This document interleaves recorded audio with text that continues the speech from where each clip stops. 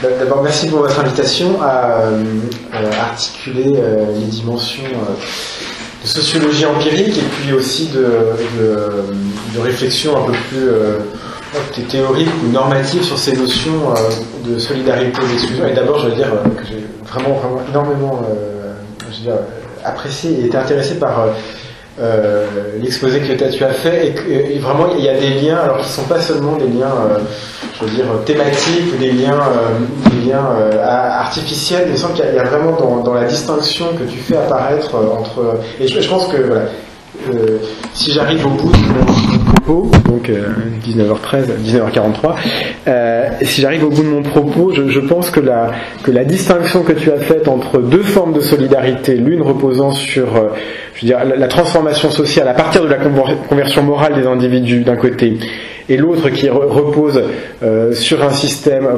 d'intégration au sein d'un mécanisme dont le pivot est l'appartenance professionnelle des individus, va rencontrer à peu près exactement un certain nombre des thèses que je voudrais défendre, mais évidemment sous une toute autre forme et avec d'autres enjeux, d'autres matériaux, etc. Mais en tout cas, je suis d'abord complètement convaincu que tu as raison de le souligner, complètement convaincu qu'il y a là non seulement un enjeu je me permets de lancer par une discussion, mais en même temps je trouve qu'il y a un enjeu pour la compréhension de la sociologie durkheimienne dans sa spécificité, et en même temps c'est un enjeu très très important pour aujourd'hui parce que mais ça c'est vraiment une remarque un peu méta mais que je pense qu'elle est intéressante par rapport à ces questions de solidarité dans le contexte français, c'est que tu disais il y a cet amalgame entre la tradition durkheimienne et la tradition solidariste, avec notamment la traduction concrète dans le mouvement de la mutualité. Et on pourrait dire plus en aval, il y a Charles Gide qui va être un des acteurs très très importants de ce mouvement-là et qui va aussi apporter une forme de distorsion. Le bouquin de Serge Audier en est une illustration parfaite. Je pense que le bouquin de Serge Audier, mais là, c'est le problème le bouquin de Serge Audier donne une place à Charles Gide dans l'élaboration de la solidarité qui est tout à fait essentiel. Donc, je pense que un des problèmes pour nous, c'est que une partie des sociologues qui travaillent sur les transformations contemporaines de l'État social se perçoivent en grande partie comme étant les interprètes de Durkheim ou comme étant les représentants d'un courant durkheimien dans une période où la réalisation qui peut être associée à Durkheim est celle d'un État social pour lesquels les acteurs se revendiquaient d'autres sources, dont la source solidariste. En fait, il y a une médiation, mais il y a une médiation qui fait qu'il y a une chaîne politique. Il y a une chaîne politique qui est évidente en termes de légitimation et qui peut aboutir à dire non pas forcément des bêtises, mais en tout cas des imprécisions du point de vue de la généalogie intellectuelle. Je pense que ton travail, fait ressortir ça, même si c'est une construction politique qui est difficile à défaire ou à déconstruire parce qu'aujourd'hui, il y a à la fois une défense de l'héritage durkheimien dans une partie de la sociologie et une défense de l'État social. Et que du coup, on met ensemble Durkheim et Léon Bourgeois comme faisant partie d'une même époque et d'une même généalogie et d'une même manière de penser le social. Et ça, quand on regardait que ce soit l'introduction de Repenser la solidarité de Serge Pogam, les deux sont vraiment très très directement liés l'un à l'autre, ou même dans les métamorphoses de la question sociale, quand Castel va analyser le moment où va y avoir à la fin du XIXe siècle un basculement intellectuel, il est évident pour lui que les deux vont totalement ensemble et qu'ils disent à peu près la même chose et qu'ils affirment l'un et l'autre ce qu'il appelle une manière sociologique de penser le social, qui n'est pas simplement une tautologie ou un pléonasme. Bon, voilà, alors, en quelque sorte, je vais me placer, là on était, si je me permets, dans l'amont de la construction des institutions de l'État social. Moi, je vais me placer dans l'aval, c'est-à-dire dans une situation où, et c'était important de faire cette remarque méta sur le lien entre Durkheim et les formes institutionnelles de l'État social, parce que au risque d'être extrêmement caricatural, mais j'assume. Je pense qu'une partie, une des dimensions essentielles de la construction des formes de l'État social dans les différentes sociétés développées d'Europe ou d'Amérique du Nord a été précisément de contourner la cible traditionnelle des politiques sociales, qui était la cible du pauvre, à travers ces différentes déclinaisons, de l'indigent, des personnes handicapées, de tout l'ensemble des catégories de la population qu'on rattachait à l'indigence à la fin du 19e et au début du 20e, donc de contourner le sujet social du pauvre pour instaurer la légitimité et on pourrait dire presque l'exclusivité de la figure du sujet social du travailleur. Le sujet social du travailleur, c'est pour ça qu'il est très utile d'aller chercher chez Durkheim, une source intellectuelle de la construction des formes de l'État social tel qu'il s'est développé dans les différentes sociétés et avec des temporalités qui sont, ça j'imagine que vous le savez très bien, qui sont extrêmement différentes en fonction des sociétés, puisqu'au fond on a une séquence qui va des lois sur les assurances sociales en Allemagne de Bismarck, qui est de 83 à 89 sur les différentes dimensions, assurance maladie, etc., assurance vieillesse, et puis jusqu'à l'instauration en France par les ordonnances de sécurité sociale d'octobre 45, avec entre les deux le Social Security Act aux États-Unis en 1935, et on pourrait dire quelque part avec une vision qui est un peu celle de Marshall, que c'est vraiment la fondation du National Health Service en Angleterre en 1948 et l'abolition de la loi sur les pauvres qui vient donner sa traduction la plus systématique à l'idée d'État social telle qu'elle a été pensée dans ces différentes traditions. Pourquoi ? Parce qu'au fond, l'idée de Marshall qui va être de dire que les droits sociaux sont un petit peu l'aboutissement de la trajectoire de la modernité qui alloue aux individus des droits civils et puis des droits politiques. Et donc là on a la traduction, et finalement le cas anglais est une bonne illustration, mais le problème c'est que quand on regarde le cas allemand, ça marche pas du tout, parce que les droits sociaux sont pas du tout l'aboutissement des droits civils et politiques qui n'existent pas dans l'Allemagne de Bismarck à la fin du 19e.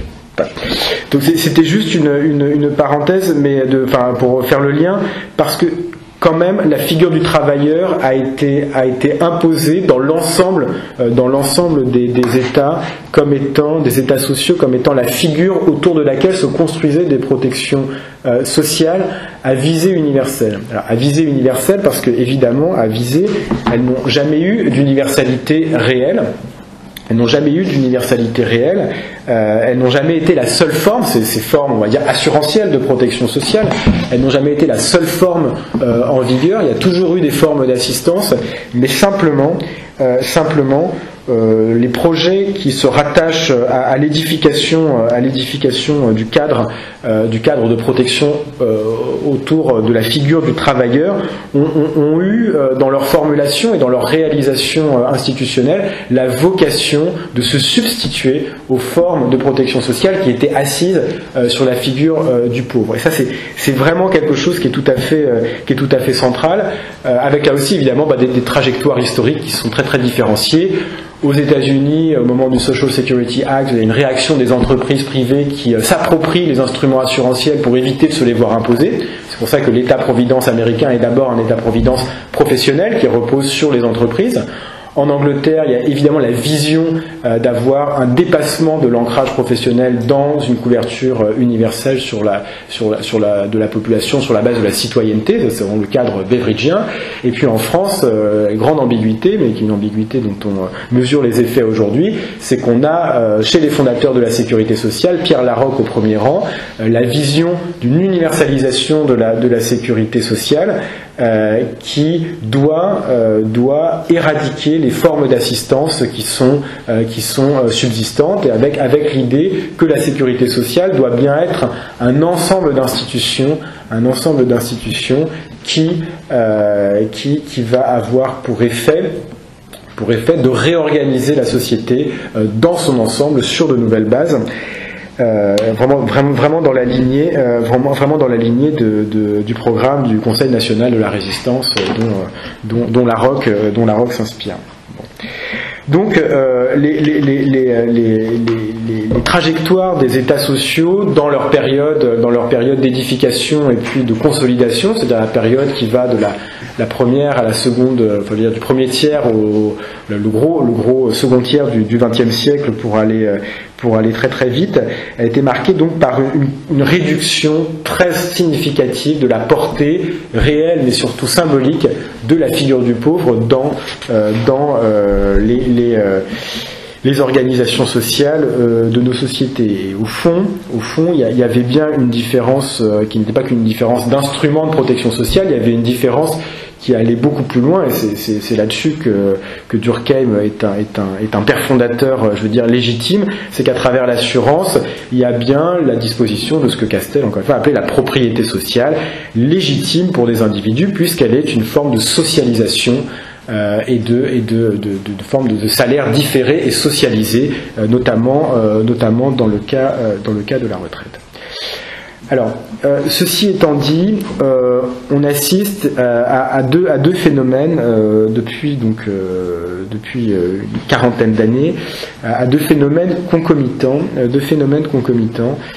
et qui sont un peu le cadre dans lequel je voudrais situer les réflexions que je vous propose aujourd'hui. La première, c'est évidemment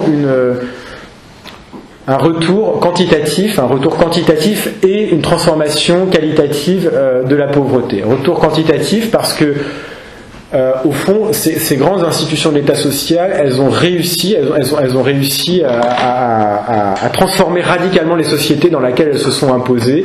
Pour le dire simplement, elles ont réussi à changer ce qui était la condition historique de la pauvreté de manière séculaire, qui était la condition des personnes âgées. Les indigents étaient de manière séculaire ceux qui n'avaient plus les moyens physiques de subvenir à leurs besoins sur le marché du travail. Et là, il y a une inversion totale. Dans l'ensemble des pays, je veux dire même les pays dits les plus résiduels comme les États-Unis, ont réussi à diminuer de manière extrêmement substantielle la pauvreté des personnes âgées, donc à socialiser le risque social de la vieillesse. Et à donner des protections efficaces. Alors, simplement, ça a entraîné une baisse quantitative de la pauvreté qui s'est prolongée jusque très loin, jusque dans les années 70, voire 80 dans certains pays, comme la France.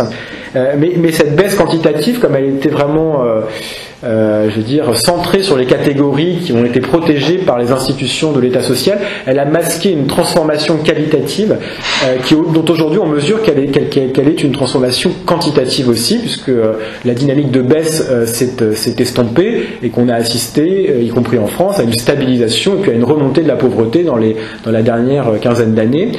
Et au fond, ce qu'on perçoit, c'est que la pauvreté, elle a recommencé à augmenter en touchant prioritairement les jeunes et les populations d'âge actif. C'est-à-dire que on a de manière agrégée une stabilisation de la pauvreté, mais c'est une stabilisation qui est en fait assez illusoire parce qu'elle masque deux phénomènes. Elle masque d'abord, alors dans de nombreux pays, l'augmentation de la population qui fait qu'un taux de pauvreté équivalent dans les années 60 et aujourd'hui n'a pas la même signification qu'en numérique. Et elle masque surtout une évolution qualitative là qui est absolument démontrée et systématique. Je veux dire, plus on avance dans le temps depuis la période des années 70, et plus les populations âgées voient leur taux de pauvreté diminuer, et plus les populations jeunes, alors par jeunes j'entends jusqu'à 30 ans à peu près, parce que c'est 18-29 ans les catégories d'âge qu'on découle, donc je vais jusqu'à 29, désolé si vous avez 30, donc on voit une diminution, une augmentation de la pauvreté sur ces catégories. Donc on a une augmentation, si vous voulez, qui est centrée sur certaines catégories de la population qui sont évidemment les plus mal protégées par les institutions classiques de l'État social. Donc ça c'est la première évolution, un retour donc de la pauvreté dans des sociétés qui pensaient l'avoir éradiquée. Et deuxième élément, et c'est qui là va toucher directement la thématique qu'on aborde ce soir, c'est un retour des formes institutionnelles qui prennent la pauvreté comme objet explicite de leur action. Donc là, on pourrait dire c'est un processus qu'on va voir s'opérer dans de très nombreux pays sous des formes très diverses, de résidualisation de la protection sociale, c'est-à-dire que de transfert de formes assurantielles, sinon universelles, à tout le moins générales, vers des formes ciblées de protection sociale, ciblées, donc c'est-à-dire qui prennent la pauvreté comme objet explicite, avec tout un ensemble de conséquences sur lesquelles je voudrais revenir. Mais le point important par rapport, donc voilà, évidemment en France, pour illustrer, c'est les minima sociaux. Aux États-Unis, c'est même y compris après les réformes très très drastiques dont je vais parler tout à l'heure. Même aux États-Unis, on assiste à une forme de résidualisation puisque les systèmes, notamment de santé, qui aident les personnes démunies comme Medicaid, prennent une place croissante dans l'ensemble des dépenses de protection sociale. Donc on a une résidualisation de l'État social qui s'opère. Et c'est important par rapport à la discussion qu'on a ce soir parce que ça, dans le vocabulaire, en tout cas, qui n'est pas un vocabulaire philosophique, mais qui est le vocabulaire courant dans nos sociétés, on a non seulement une résidualisation de l'action de l'État social, mais un rétrécissement de la signification de la notion de solidarité qui va totalement, un rétrécissement de la signification de la notion de la solidarité qui va être, je vais dire, indexée sur les politiques ciblées de lutte contre la pauvreté qui se mettent en place comme une réponse à la transformation de la réalité sociale que j'ai évoquée. Et ce rétrécissement de la signification de la notion de la solidarité va totalement battre en brèche les cadres cognitifs, institutionnels et politiques qui ont présidé à la construction de l'État social. Et ça, je crois que c'est vraiment quelque chose dont il faut prendre la mesure, c'est-à-dire que la solidarité joue, en ayant entendu Mélanie juste avant, c'est tellement évident que c'est presque là du coup un truisme que de le dire, mais ça joue à contre-emploi. C'est-à-dire que la solidarité joue dans notre société, dans le vocabulaire politique et institutionnel contemporain, totalement à contre-emploi. Elle va désigner les formes de charité publique qui sont aménagées de manière palliative, c'est-à-dire curative, ex post, quand les risques sont advenus, pour apporter un soulagement partiel aux populations qui sont concernées par les risques sociaux qui ne sont plus couverts par des formes assurantielles. Donc ça c'était le premier, voilà, un ensemble de remarques liminaires. Alors je voudrais juste, toujours dans une introduction qui j'espère prendra pas l'essentiel de mon temps, préciser le sens des termes que je vous ai proposés dans l'introduction et de dire au fond solidarité, de dire pourquoi il me semble important de parler à la fois de néolibéralisme et de pauvreté et les deux remarques que je voudrais faire ensuite. Donc d'abord par néolibéralisme, j'entends une forme sociale qui a plusieurs dimensions. C'est une notion qui est extrêmement débattue aujourd'hui dans les sciences sociales, en philosophie politique. Moi, j'ai une définition que je prends à Evans et Sewell dans une contribution d'introduction à l'ouvrage de Michel Lamont et Peter Hall sur la résilience sociale à l'ère néolibérale, qui est paru en 2013. Et Evans et Sewell disent qu'au fond, voilà, dans le néolibéralisme, il y a au moins 4 dimensions qu'il faut arriver à distinguer. Une théorie économique, ça, je pense qu'on peut tous être d'accord là-dessus. Une idéologie politique, ça, je pense qu'on peut tous aussi être d'accord là-dessus. Mais aussi deux autres éléments qui complètent ces deux éléments qu'on connaît en général bien, qui sont un paradigme des politiques publiques, et un imaginaire social dans lequel l'individu entrepreneur de soi-même est la figure majeure de la liberté. Donc les deux dimensions qui sont intéressantes d'ajouter à la théorie, à l'idéologie théorie économique et à l'idéologie politique, c'est le paradigme des politiques publiques et l'imaginaire social. Et Evans et Sewell rajoutent un élément qui est de dire que, au fond, le néolibéralisme n'est pas quand on le prend dans ces 4 dimensions, on ne peut pas l'analyser comme un phénomène homogène aux différents contextes dans lesquels il se déploie. On ne peut pas l'analyser comme un phénomène homogène dans les différents contextes dans lesquels il se déploie. Et précisément, c'est là que l'autre notion importante que je voudrais définir, c'est plutôt, donc je voudrais limiter la définition, c'est que la pauvreté, voilà, on peut l'entendre d'abord et principalement comme une catégorie d'action publique, En tout cas, c'est ça qui m'intéresse là. Il n'y a pas de dimension substantielle de la pauvreté. Je ne veux pas savoir s'il y en a une chez Zimmel ou pas quand il parle dans son texte sur les pauvres de cette notion. Ce qui me semble important de dire là, c'est que la pauvreté en tant que catégorie de l'action publique va être un des éléments de l'acclimatation, de l'adaptation précisément des énoncés néolibéraux et de leur modulation dans les différents contextes nationaux, qui sont chacun porteurs de valeurs historiquement construites et évolutives au gré des circonstances politiques intérieures et extérieures.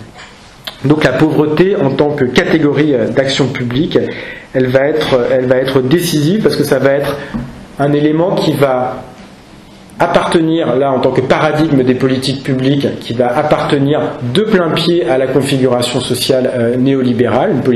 Le néolibéralisme n'est pas une configuration sans intervention publique ou sociale, c'est une configuration qui intègre une dimension d'intervention mais ciblée ou résiduelle, et la pauvreté va être un élément d'acclimatation dans les différentes sociétés de ces énoncés qu'on peut observer dans une dimension transnationale. Et donc la pauvreté, elle est très importante en tant que catégorie d'action publique parce qu'elle va ratifier une orientation, pour le dire comme ça, une orientation néolibérale de l'État social, en lui assignant un périmètre délimité d'intervention, c'est ce qu'on pourrait appeler le ciblage des prestations, en lui donnant de nouvelles modalités opératoires, ce qu'on appelle l'activation des protections sociales ou la sélectivité, et puis en donnant ou en fournissant de nouvelles identités sociales à ces sujets. C'est-à-dire en promouvant non pas un ayant droit d'une prestation, mais en promouvant la capacité de sujets qui sont eux-mêmes soumis à des prescriptions de transformation comportementale ou dans leur état d'esprit. Voilà. Alors, ceci étant dit, donc c'était simplement un certain nombre d'éléments de cadrage, qui me permettent d'introduire, ça sera pas plus, mais quelques réflexions issues d'une enquête sur une fondation philanthropique,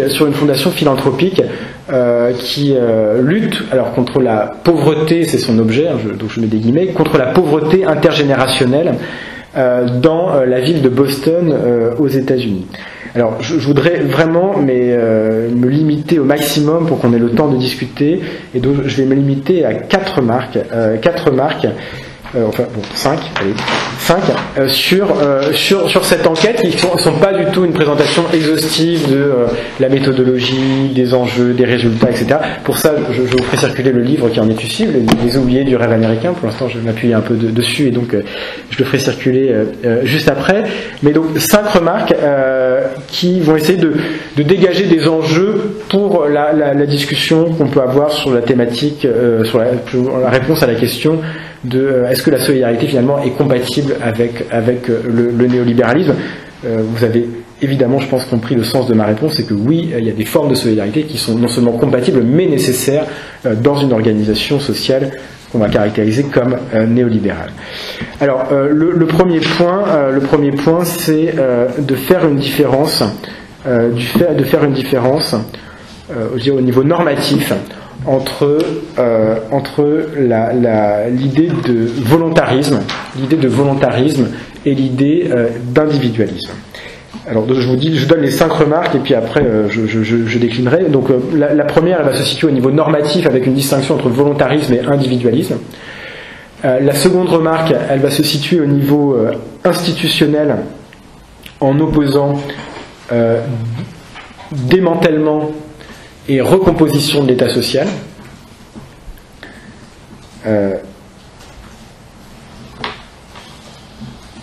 Ensuite, je vous proposer une troisième remarque sur la structuration de l'action de la Fondation observée, sur son mode d'action. Quatrième remarque sur sa réception par la population à qui elle s'adresse. Et cinquième remarque, un ensemble de conclusions.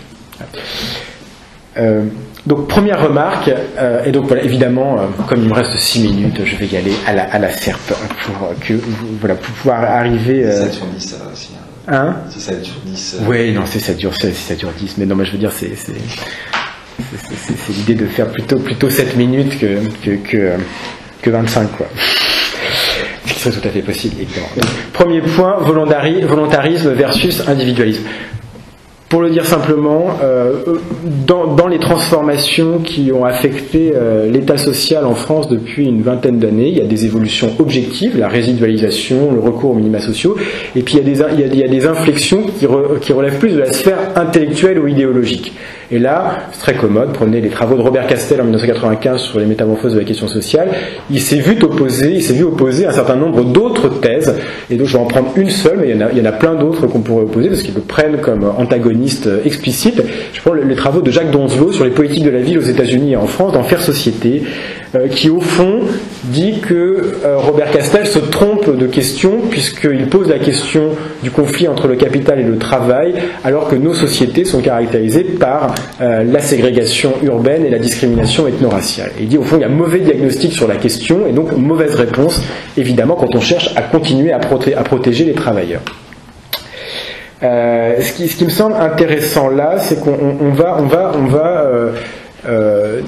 d'abord faire une erreur de diagnostic, parce que les sociologues américains qui travaillent sur la pauvreté vont mettre en avant les explications structurelles, c'est-à-dire les explications par le marché du travail. Donc là, vous voyez, il y a un décalage entre ce qu'on dit des États-Unis et la manière dont ils se représentent eux-mêmes. Donc ça, c'est un point intéressant, mais c'est pas le point qui m'intéresse. Le point qui m'intéresse, c'est que derrière, il y a une opposition entre des sociétés qui seraient des sociétés comme la France, centrées sur les institutions, et des sociétés qui seraient propices à une acclimatation de l'individu, de l'individualisme. Et c'est ça l'opposition. En fait, c'est ça qui est reproché, je pense, fondamentalement à Castel, c'est d'avoir donné une valence négative à l'individu, à l'individualisme, dans notamment les métamorphoses de la question sociale. Et on se sert du cas américain pour dire non, l'individualisme est peut être positif, l'individualisme, peut être même en tant que tel une institution. Et ça, c'est notamment les travaux d'Alain Ehrenberg sur la société du malaise, qui fait ce parallèle entre les États-Unis et la France, avec, à mon avis, Robert Castel en ligne de mire. Le premier point que donc je voudrais dire, c'est que, à mon avis, c'est une erreur de diagnostic de penser que les États-Unis sont une société individualiste. Et que là, il y a une modulation à opérer, que les États-Unis sont une société ils sont pas individualistes, c'est une société que j'appelle volontariste, je suis pas bien le premier à le faire, mais avec cette idée que les Américains sont pas moins collectivistes que nous, ils le sont de manière différente. Et au fond, par certains aspects, les Américains sont plus conformistes, plus attachés au groupe et à sa règle que nous ne le sommes eux-mêmes. Simplement, le lien, l'équilibre entre l'individu et la collectivité prend une autre forme, volontariste, c'est-à-dire des relations contractuelles entre l'individu et la société, qui ne sont pas des relations où le tout préexiste et prévaut sur les parties. Et ça, je pense que de nombreux travaux d'histoire sociale, moi ceux qui m'ont le plus intéressé, c'est ceux de Claude Fischer, un sociologue de Berkeley, font apparaître la genèse historique de cet autre façonnement du lien social, où finalement l'individu va trouver dans le groupe un prolongement de lui-même.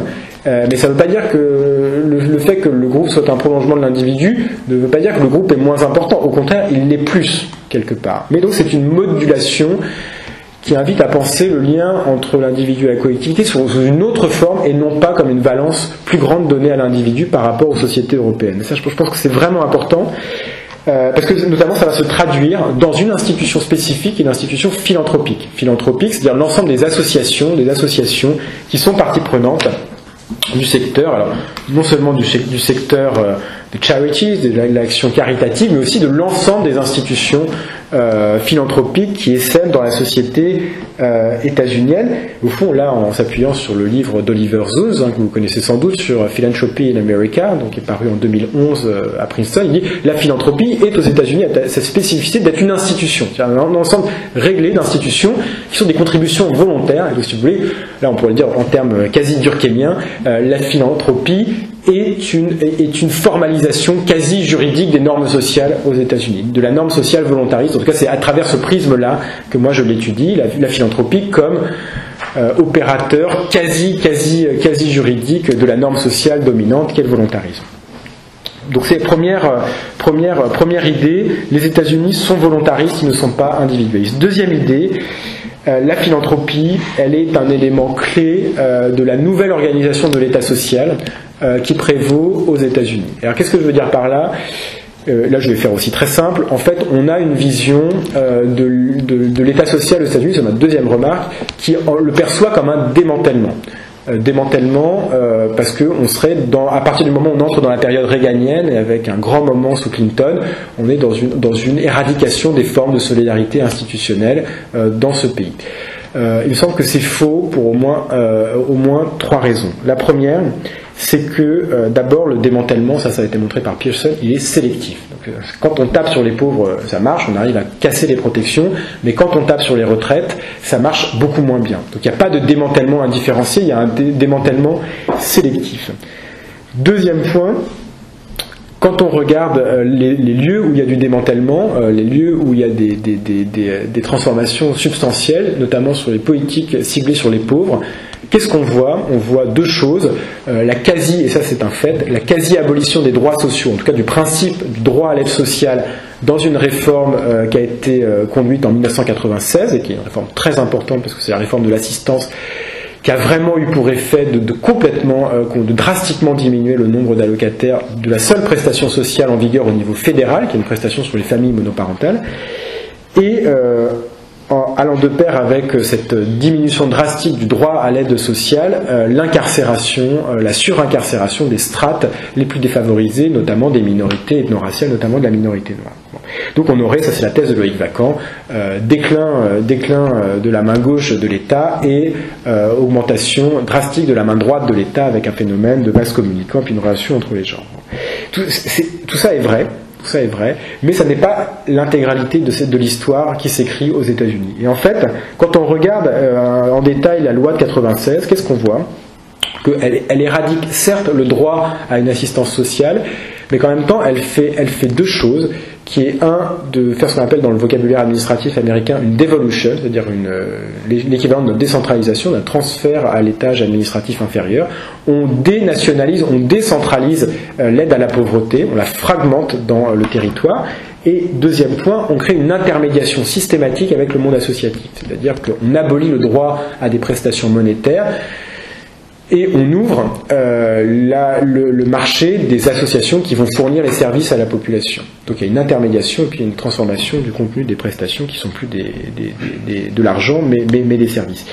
Et tout ça va avoir pour effet de donner une fenêtre d'opportunité très importante aux associations et aux fondations philanthropiques qui vont agir, et c'est ça le point qui m'intéresse. S'il n'y a pas, en fait, il y a dans la vision, on va dire, tocquevillienne de l'associationnisme américain, donc chapitre 5, partie 2 de la démocratie en Amérique, les Français reposent sur l'État, les Anglais sur la gentry, et puis les Américains sur les associations. Donc les associations sont à l'extérieur de l'État. Non, les associations et la philanthropie, elles appartiennent à l'État, à ce qu'on pourrait appeler l'État-providence caché, c'est-à-dire un État-providence qui repose sur des déductions fiscales.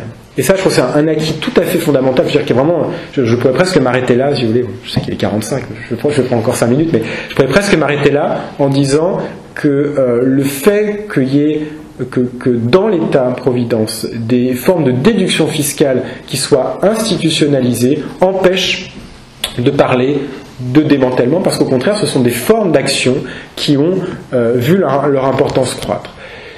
Simplement, ces formes d'action, elles ont des caractéristiques spécifiques. Comme c'est des déductions fiscales, elles sont, on va le dire rapidement, structurellement invisibles. Ce pas des programmes, c'est des déductions c'est de l'argent donné à des particuliers pour mener des actions. Elles sont structurellement invisibles. Elles sont socialement régressives, parce que comme c'est des déductions fiscales, le ticket d'entrée c'est de payer des impôts, donc il faut déjà être dans les catégories qui sont des contribuables actifs.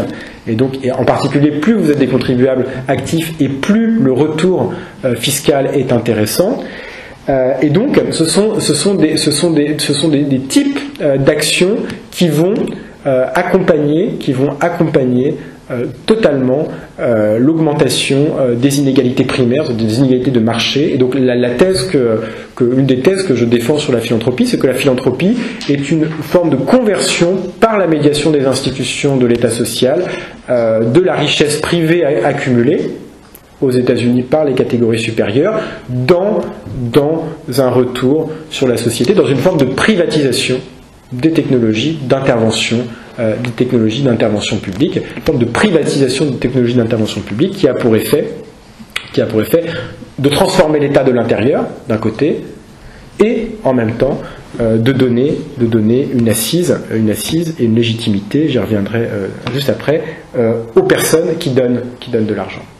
Pour donner ça, pour incarner ça un tout petit peu, Bill Gates, vous connaissez tous le nom, qui donne avec sa femme Melinda dans leur fondation Bill et Melinda Gates, des sommes absolument considérables qui sont à peu près aujourd'hui équivalentes à celles de l'Organisation mondiale de la santé au niveau global. C'est eux qui s'attaquent à tout un ensemble de maladies en Afrique. Et ce qui est moins connu, c'est que Bill et Melinda Gates sont aussi les premiers, et ça, ça pose plein de questions aux Américains, ce sont les premiers partenaires de l'équivalent du ministère de l'Éducation nationale aux États-Unis. Ce sont eux qui font les programmes scolaires, qui organisent des actions en collaboration avec les institutions éducatives. Donc il y a une expertise, une crédibilité qui donne lieu à une hybridation de l'État avec les formes privées. Bon. Alors, donc des formes, des formes d'intervention qui se coulent extrêmement bien dans un ensemble qui est organisé autour de la réduction des prérogatives explicites de l'État, de la décentralisation et qui accompagne une augmentation des inégalités de revenus primaires. 2 points sur la fondation que j'ai enquêtée. Je vais 2 mots très brefs parce que je préférais garder un tout petit peu, 2 minutes pour les conclusions. D'abord, c'est une fondation qui cible ses actions sur un seul quartier dans la ville de Boston et qui repose au fond sur une dotation par un représentant que je ne cite pas, je garde anonyme du secteur financier. Donc une dotation aux habitants d'un quartier d'un certain montant et d'un certain nombre de moyens logistiques, humains, matériels. Ce qui m'intéresse là-dedans, et c'est là qu'on rejoint complètement ce que disait Mélanie, c'est que dans le cadre, encore une fois, c'est une recomposition et ce n'est pas un démantèlement de l'État social, c'est une recomposition qui accompagne les transformations de la distribution des revenus, qui accompagne la réduction de la légitimité de l'État à intervenir. Dans ce contexte-là, vous avez une fondation qui agit, et elle n'est pas du tout la seule, c'est un vocable qu'on voit vraiment de manière très large, et notamment un vocable qui circule au niveau transnational, c'est qu'elle agit en ayant pour repère l'idée de soutenabilité, c'est-à-dire que le donateur n'a pas de légitimité à définir le contenu des actions qui vont être nourries par son don, qui vont être financées par son don. C'est-à-dire la soutenabilité, c'est-à-dire que toute action qui prétend à une quelconque efficacité doit reposer sur le savoir et l'initiative locale. Elle repose sur l'idée d'une communauté naturelle qui est en capacité de se mobiliser pour donner du contenu au don qui lui est fait. Et ça, c'est extrêmement important parce que on est dans une société dans laquelle la pauvreté, notamment après la réforme de 96, être pauvre, c'est être corrompu moralement. C'est être en quelque sorte atteindre une forme de perversité. Cette perversité, elle a un nom, c'est la dépendance envers l'État. Mitt Romney avait dit ça, il y a 47% des Américains sont dépendants. Et c'était ce mot-là qu'il avait employé, c'est la dépendance envers l'État qui est, le mal moral dont sont atteints les pauvres dans les représentations collectives, et ces représentations collectives, elles informent les actions qui sont menées. Et donc, en faisant reposer sur la communauté qui est supposée exister spontanément, son savoir et son initiative, la réussite des actions qui sont entreprises, d'abord on s'appuie sur une vision culturelle de la pauvreté, c'est-à-dire c'est le fait que les pauvres ne souhaitent pas s'en sortir qui explique qu'ils restent pauvres, d'une part, et d'autre part, on va avoir l'idée d'une conversion morale de la population comme étant le préalable indispensable pour que les dons puisse produire des effets. C'est-à-dire que l'idée générale est qu'à partir du moment où les gens des quartiers qui sont visés participent de manière volontaire à des actions, participent de manière volontaire, c'est-à-dire bénévole, très concrètement, à des actions qui leur sont proposées, eh bien, dès lors, ils ne sont plus pauvres. Parce qu'ils ont déjà vaincu ce qui est la caractéristique fondamentale de la pauvreté, c'est-à-dire un trait d'esprit, une caractéristique mentale, qui est une disposition à la fatalité, à la dépendance. À partir du moment où vous, ipso facto, si vous participez à ces actions de manière volontaire, vous n'êtes plus pauvre parce que vous pensez que vous pouvez changer votre destin. Donc, ce qui est évidemment, c'est une assumption, c'est une affirmation très forte, une série d'affirmations très fortes, mais qui vont avoir, et ça je ne vais pas y venir, qui vont avoir des effets pratiques parce que ça va structurer les modes d'action qui sont construits contre les modes d'action étatiques ou bureaucratiques, et ça va avoir un effet discursif. On peut dire certaines choses, on ne peut pas dire d'autres choses, et ça va avoir un effet sur les interactions entre les gens qui travaillent pour la fondation et ceux qui reçoivent l'action. Donc, il y a plein d'effets très, très intéressants. Évidemment, je le précise comme ça, l'idée d'une communauté spontanée qui émergerait est un mythe, et la réunion des composantes de la population fait apparaître là aussi une hybridation très forte avec les pouvoirs publics locaux. Ça, c'est une pierre dans le jardin de Jacques Donzelot, mais j'arrête là. Dernière remarque avant de conclure sur la réception de cette idée-là. Donc vous avez des programmes qui sont entièrement structurés autour de cette idée de soutenabilité. Le don, s'il veut produire des effets, doit être approprié par la population, faute de quoi ça serait une intervention extérieure et qui reproduirait la dépendance étatique qu'on veut combattre. Donc le don doit être totalement acclimaté, il doit passer par le biais, le filtre de l'initiative des habitants réunis pour qu'ils puissent, c'est l'idée de soutenabilité, ils puissent continuer les programmes quand le donateur s'est retiré. Bon, parce qu'il y a tout un ensemble d'effets organisationnels dans les fondations, mais j'y viens pas. Le point qui m'intéresse, c'est la réception qui en est faite par les catégories de la population qui sont visées.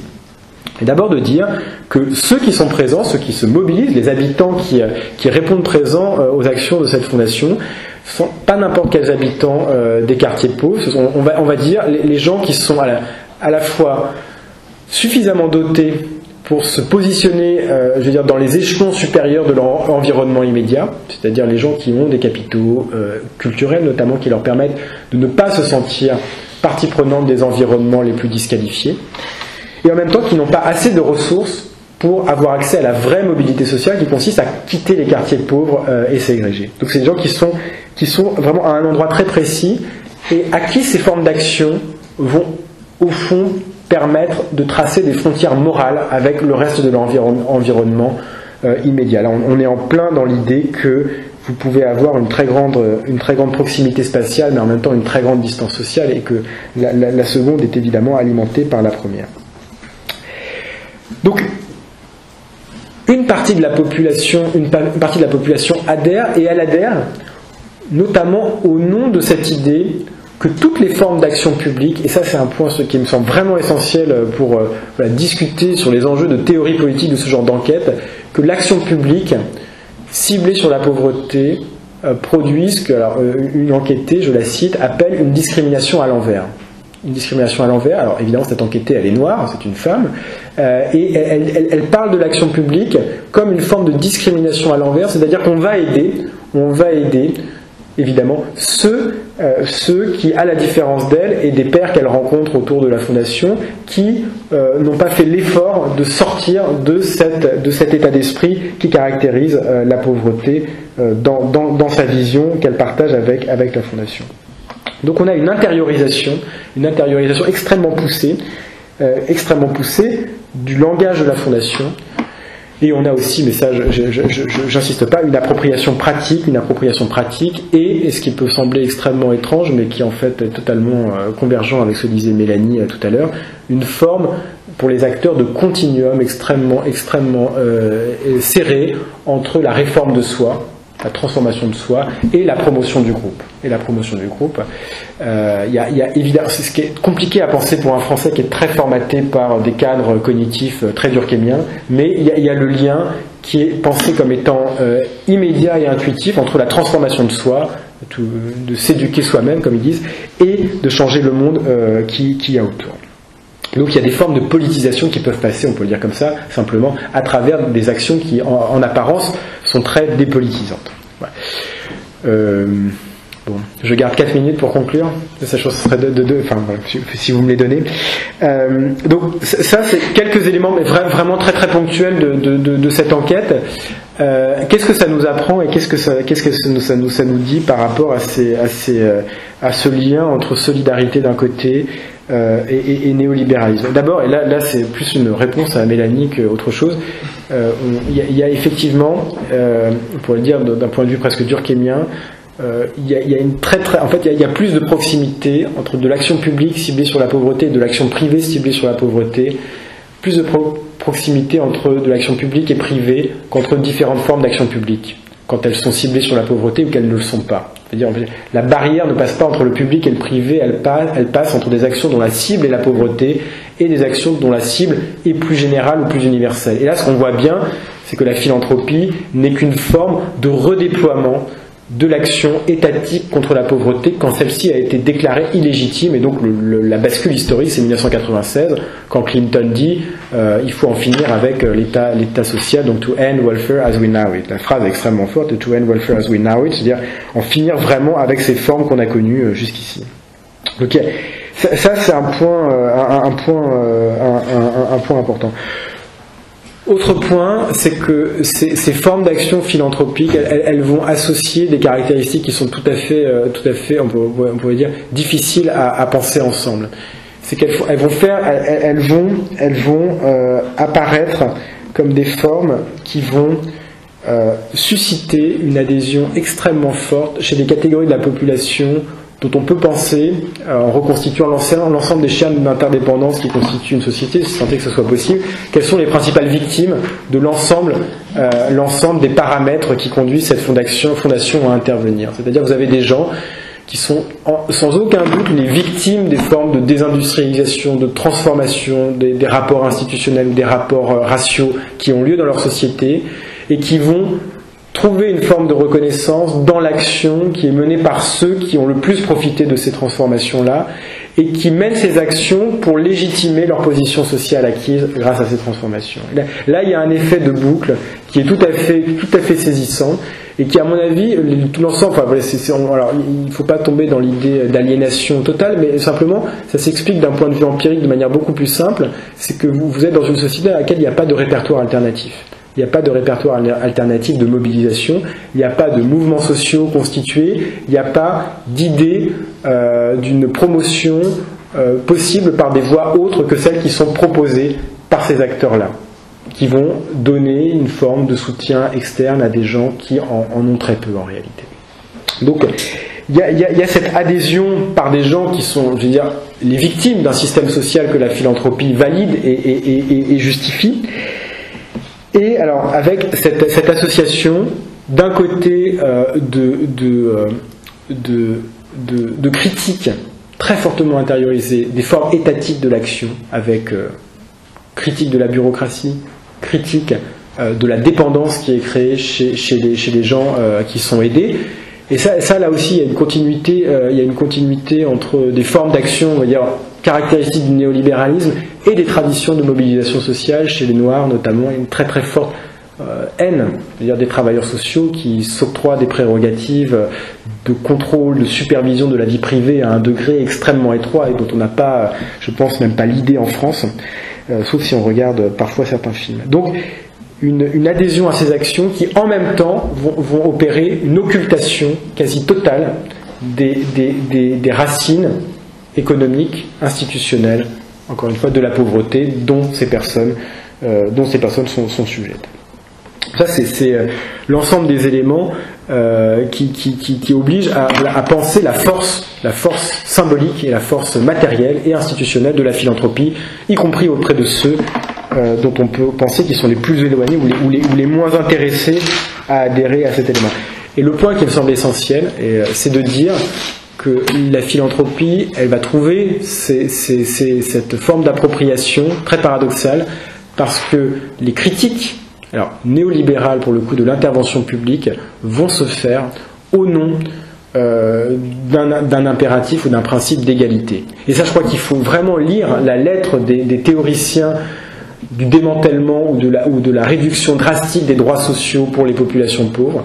c'est que ces gens-là ont formulé leur programme, ils écrivent des livres qui sont très intéressants, je pense notamment à Charles Murray ou à Lawrence Mead, souvent les théoriciens ou les apologètes du reaganisme en matière de politique sociale.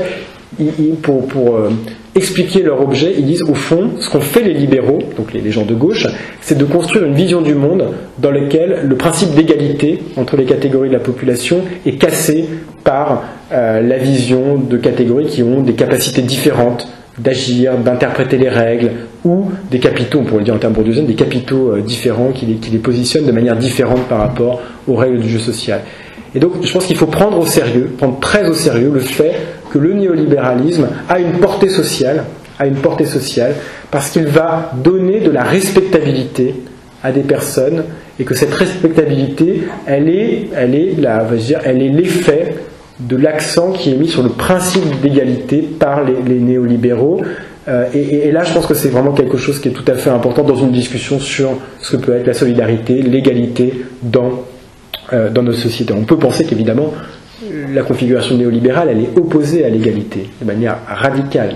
Et d'un point de vue symbolique, elle prend, parce qu'elle a au cœur de ses justifications, ce principe d'égalité qui se construit contre l'État. Et ça, je pense que c'est un point tout à fait essentiel. Autre point essentiel, c'est que l'égalité, on n'en a jamais fini avec la réduction des institutions étatiques auxquelles elle s'oppose. L'égalité, dans cette vision-là, on a un processus, et là Foucault a une belle expression sur laquelle je m'arrêterai, c'est la raison du moindre État qui l'emporte. C'est-à-dire la raison du moindre État, on n'est pas à un moment, il n'y a pas une épiphanie de la réduction des prérogatives de l'État. Et ça, on le voit bien dans les débats sur l'assistance en France, il y en a toujours trop. Et donc on est dans des processus de raffinement du ciblage qui n'ont pas de fin. Et donc c'est un point à mon avis intéressant à soulever, avec une recréation du collectif comme soutien externe aux individus entrepreneurs d'eux-mêmes, comme visée normative. Et dernier point, et j'arrête là, c'est l'idée que derrière tout ça, il y a quand même un effet de naturalisation des inégalités, au sens où vous avez une conversion en valeur ou en vertu morale de la richesse sociale ou économique. Et ça, je pense que c'est un point important à discuter, notamment par rapport à certaines thèses qui se sont penchées là-dessus récemment.